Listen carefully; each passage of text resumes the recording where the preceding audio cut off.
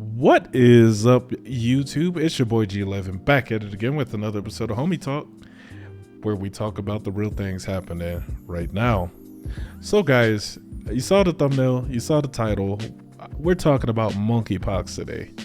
Now, this is interesting to me. I've been kind of watching it through the news cycles since it kicked off in early May, and I refrained from covering it because I wanted to see how it was developing.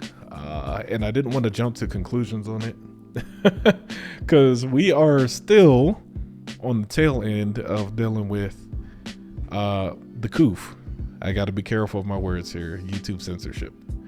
But we're still on the tail end of dealing with the coof. And if you guys remember, the past 2 years have been kind of a pain for everybody involved, right? We've been dealing with mask mandates and isolation protocols, and the science has been changing and stuff like that, government policy, and currently we're actually getting ready to go into a recession, or if not already in a recession in the country, right, as a direct result of policies and things that were passed during the coof outbreak. So I wanted to sit back, kind of watch what's happening, see how everyone's moving, and see what this disease is about, really. And from what I found, this thing is not new. It's been around for a little bit, and we do have vaccines already established for it, several vaccines and antiviral treatments, which is cool.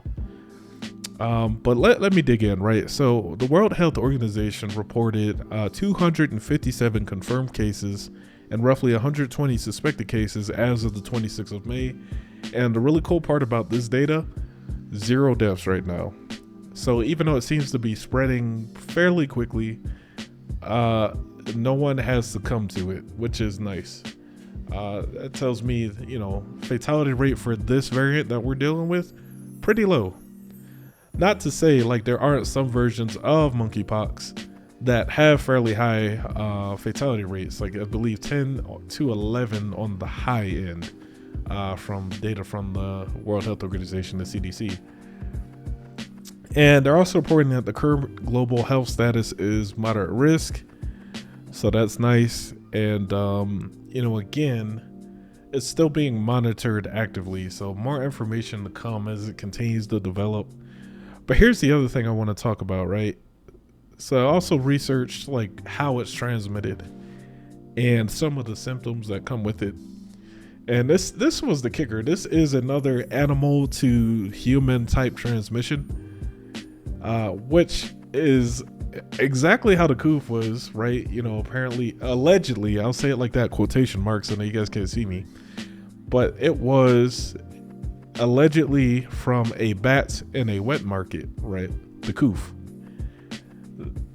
The interesting thing about this is there is literally a report and I'll link it down in the description, that says this was spread by sex at 2 raves in Europe.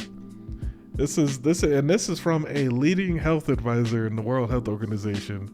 They're saying it's a random event, and that this rave with all the sex is potentially how it started.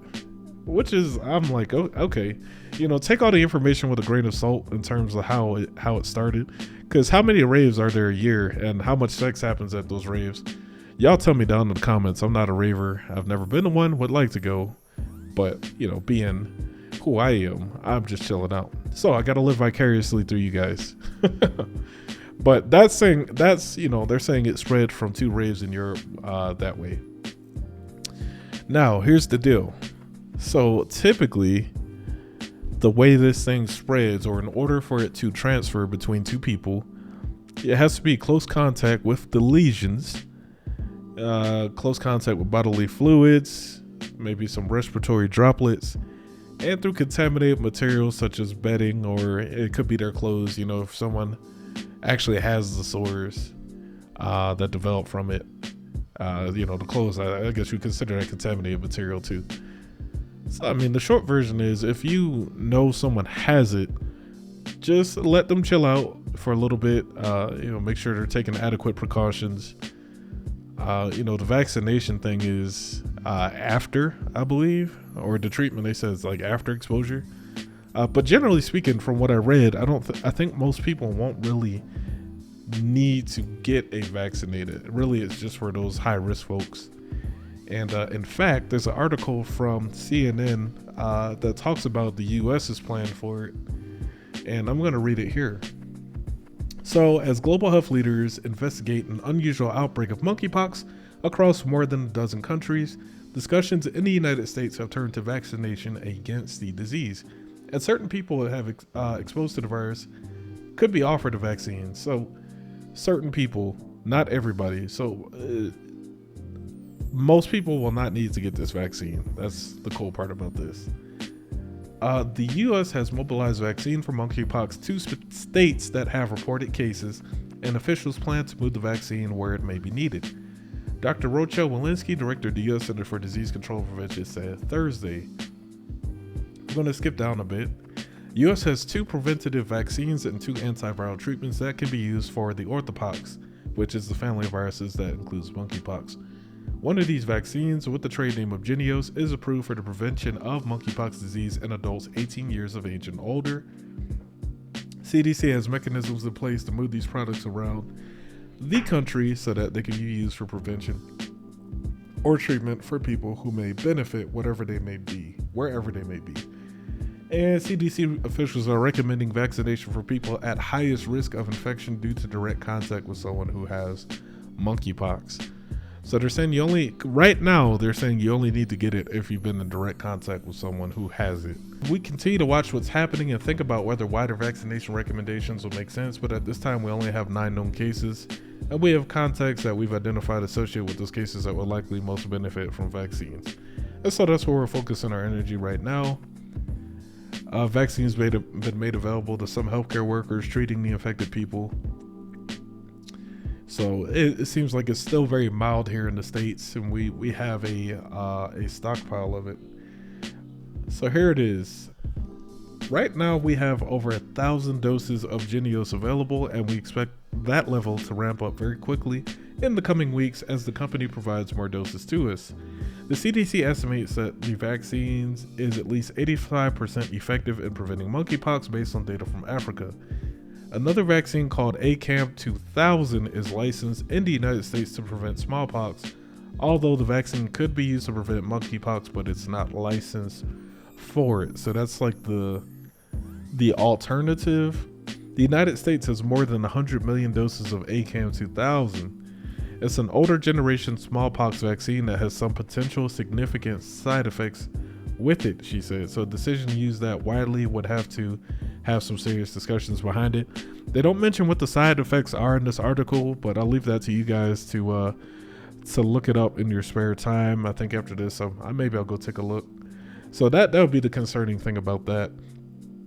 ACAM is a live virus vaccine, and once the shot is given, the lesion will develop at the site because the virus grows at the site of lesion. It can spread to other parts of the body or even to other people, according to the CDC, which is why people who get ACAM 2000 must take precautions to prevent the spread. In comparison, the Jynneos vaccine was given as a live virus that is non-replicating. That means there is no visible take, and as a result, no risk of viral spread, according to the CDC. Some common side effects include pain at the injection site, muscle pain, headache, or fatigue. So there you have it. The U.S. actually has a pretty huge stockpile of it, so it's kind of nice to know we're prepared for it.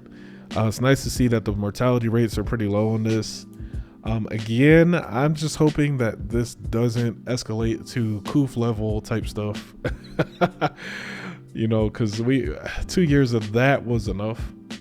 But let me know what you guys think about the situation. Are you guys worried about monkeypox at all? Do you think this will escalate any further? You think this is a ploy or distraction? I don't know. I'm not a conspiracy theorist, so to speak. But the timing is interesting, as we wind down from what we just went through. So let me know what you guys think down below. Hit the like and subscribe button if you haven't already. If there's an article you want me to cover, send it to homietalkwithg11@gmail.com. You can also find me over on Twitter at TheRealHomieTalkWithG11 and on Facebook at HomieTalkWithG11. So that's my time. y'all be safe out here. Watch out for monkeypox. Until then, peace.